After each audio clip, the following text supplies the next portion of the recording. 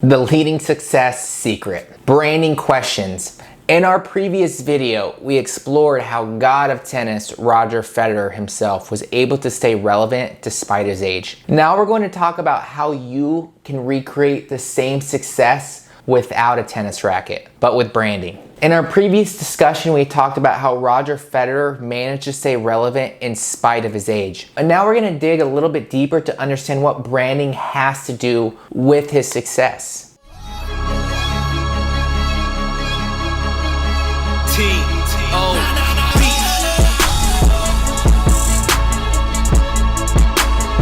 Hey guys, welcome to Creative. Here we use our passion for the game to change the game. Every week we talk about solutions that can truly change the business of sports. And today we're here to talk about branding and the buyer's process. Revolutionize the game, and don't forget to hit that subscribe button and that notification bell so you don't miss out on anything in the future. Going back to our first video, Federer was able to remain a powerful athlete until now by building a solid brand for himself. The athlete's brand was carefully built, but not only with a branding questionnaire, but with a good understanding of the buyer's process. As we've mentioned in our first video, branding questions makes building brands much easier as it acts as the company's official guide in building their overall identity. But to ensure that the guide produces effective answers, you need to have a good understanding of who your brand is and who its people are. And one good way of doing this is by learning how people buy stuff. The buying decision process. Most people go through what we like to call buyer's process before they make any purchase. And in case this is their first time hearing about this, the buying decision process is the journey a consumer takes before they buy anything.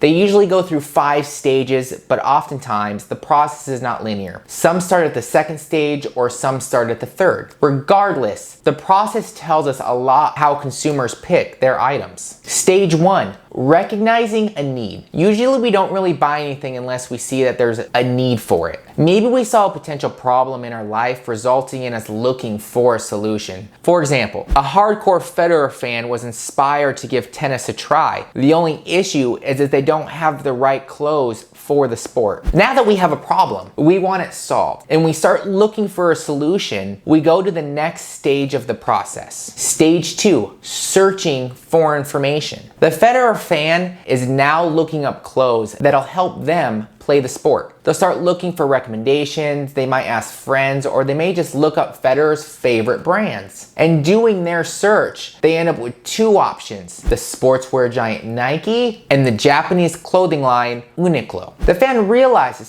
Federer has left Nike and is now with the Japanese brand. Aside from the other choices he has found, his attention is mainly focused between these 2. He now has to make a choice. And that's where stage 3 comes in, evaluating options. When we're satisfied with the choices we have found, we start evaluating them. While there's a lot of things we need to consider when it comes to purchasing goods, consumers generally want to find solutions that they can trust. They want the greatest option that the world has to offer, and now the fans need to choose between the greatest sportswear brand or his favorite athlete. Stage 4, making the decision. After some time, consumers end up making that purchase. And as far as our friend, the Federer fan chooses Nike over Uniqlo. Why? Because despite Nike's reputation, the fan trusted Federer's decision. As a matter of fact, after learning about the switch, he was actually happier for the great tennis player. Now that's what good branding does. Good branding leads to a healthier and trustworthy relationship between a brand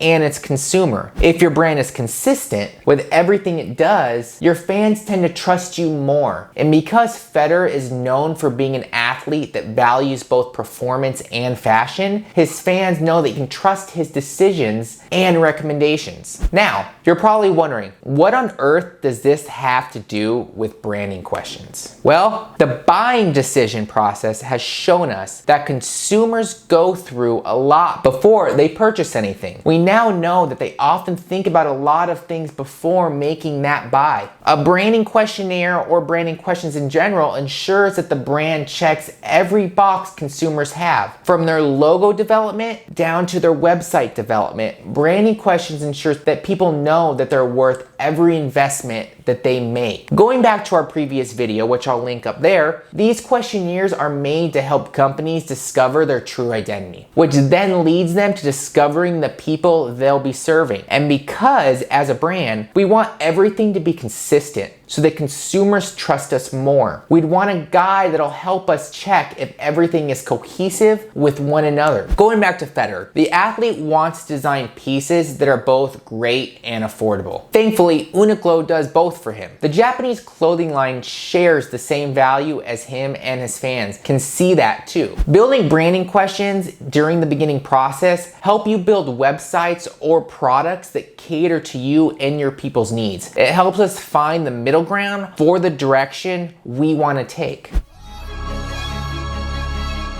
Federer's brand was not created overnight. He didn't become famous with a snap of the finger. The athlete built everything that he has, and it shows. Building your brand won't be easy, and you're probably not going to get the same success Federer has. Doing the process and building through branding questions can definitely help you start in the right direction. We hope you guys loved today's video, and if you want to learn more about the great solutions that can truly change the game, please don't forget to hit that subscribe button, that notification bell. It really helps grow the channel. Now, this is Zach with Creative, where business is our sport.